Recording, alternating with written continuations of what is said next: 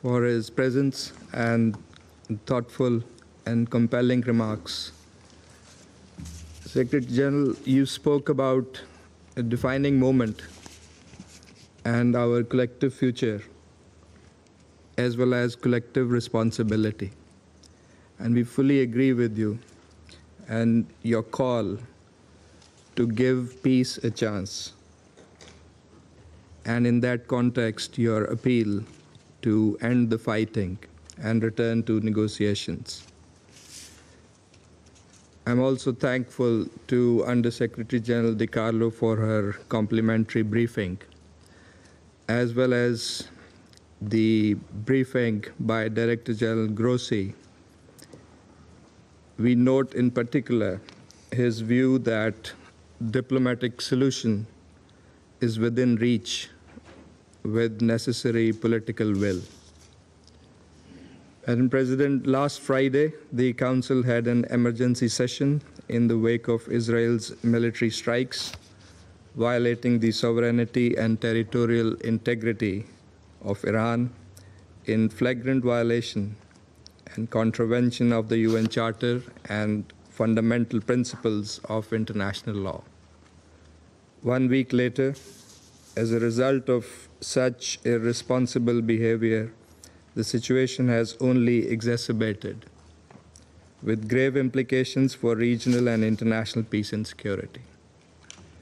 Pakistan strongly condemns the unjustified and illegitimate aggression by Israel. We stand in solidarity with the people of Iran. We unequivocally denounce the blatant attacks and military strikes carried out by Israel, which constitute a grave danger and a serious threat to the peace, security, and stability of the entire region and beyond, with serious implications. We offer our sincere condolences and sympathies to the brotherly people of Iran on the loss of life as a result of these unprovoked attacks. The ensuing humanitarian crisis and civilian toll on both sides is also deplorable. International humanitarian law must be complied by all sides. The attacks against nuclear facilities for peaceful purposes are deeply troubling. Such attacks contravene international law, the Charter of the UN, Statute of the IAEA, and relevant IAEA General Conference resolutions on the issue. It is the responsibility of the IAEA to clearly pronounce its legal position with regard to such attacks, as well as to report it to the Board of Governors and to the Security Council about the legal safeguards, safety and security implications of such attacks. The agency should fulfill that responsibility.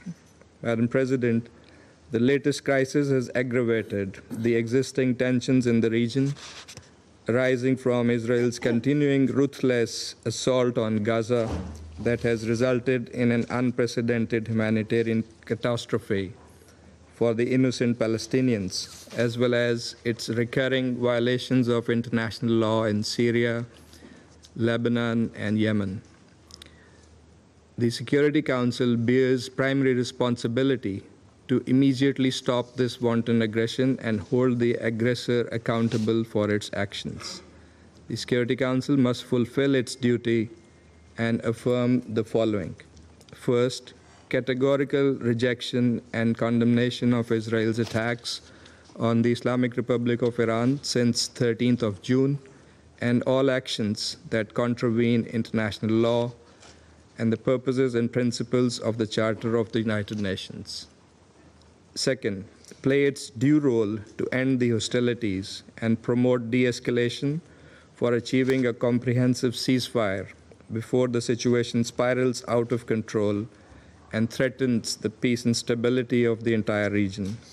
Third, clear denunciation of the targeting of IAEA safeguarded nuclear facilities against the provisions of international law and the UN Charter as reflected in the UN Security Council resolutions, IAEA resolutions, and international humanitarian law, including the Geneva Conventions. The Security Council must implement its own resolution 487. Fourth, call for dialogue and diplomacy to promote a peaceful and lasting resolution of the crisis. Diplomacy must be given a chance. Madam President, regrettably, Israeli unlawful strikes against Iran came at the time of intense diplomatic engagement on Iran's nuclear issue. These illegal actions must not be allowed to scuttle that dialogue. Parties must swiftly return to the path of negotiations, which is the only viable means to reach a sustainable agreement regarding the Iranian nuclear program.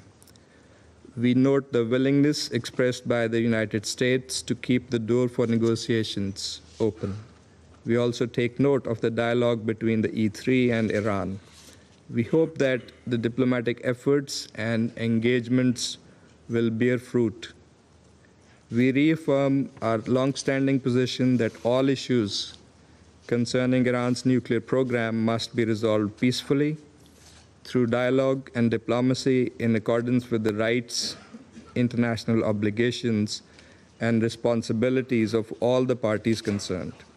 At the same time, verification activities by the IAEA as the competent international technical organization mandated to implement respective safeguards obligations should continue unimpeded. The IAEA must continue its work in an impartial and apolitical manner to provide objective reporting and credible information regarding the issues under its purview. Madam President, this is a critical moment. The Security Council must fulfill its responsibility and facilitate peaceful resolution of disputes. Military means and coercion cannot bring about a lasting settlement. Dialogue and diplomacy, in full adherence to the principles of international law and the UN Charter, remain the only viable path to resolving this crisis. This Council must therefore unite in support of the Secretary General's call for end to fighting and return to negotiations and dialogue. I thank you.